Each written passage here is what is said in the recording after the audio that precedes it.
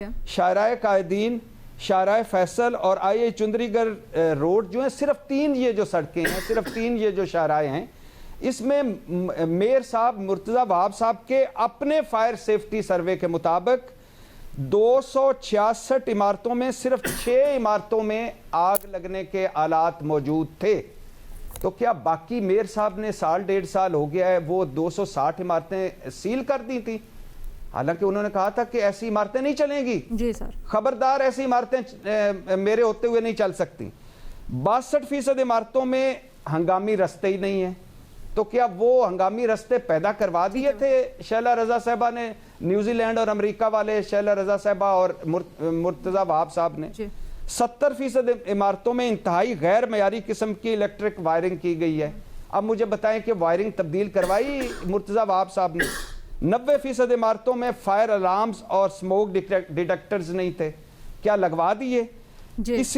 کسی عمارت کے پاس میڈم شیخ، کسی عمارت کے مالک کے پاس فائر سیفٹی ڈپارٹمنٹ کا فائر سیفٹی سرٹیفکیٹ تک موجود نہیں ہے۔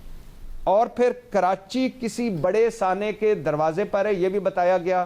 یہ جو لاسٹ ہوئی یہ ایک پوری کانفرنس ہوئی اس پر، اس کراچی اور ان کے معاملات پر، شہر کی 80% عمارتوں میں فائر سیفٹی نظام ہی نہیں، 90% عمارتوں میں ہنگامی رستے ہی نہیں۔ اب مجھے بتائیں میڈم شیخ کہ اب ان 26 قتلوں کا، 27 قتلوں کا ذمہ دار کون ہے؟ کس نے کیے ہیں یہ قتل؟ اس کے بعد اس سے پہلے آرجے مال میں کس نے کیے قتل؟ عائشہ منزل میں کس نے کیے قتل؟ بلدیہ فیکٹری میں کس نے کیے قتل؟ کراچی کی سڑکوں پر کس نے کیے قتل؟ جلدی سے کس نے کیے قتل؟ یہ حکمران ہیں ہمارے، ٹھیک ہے، یہ ہمارے حکمران ہیں جو حکومتیں کر رہے ہیں۔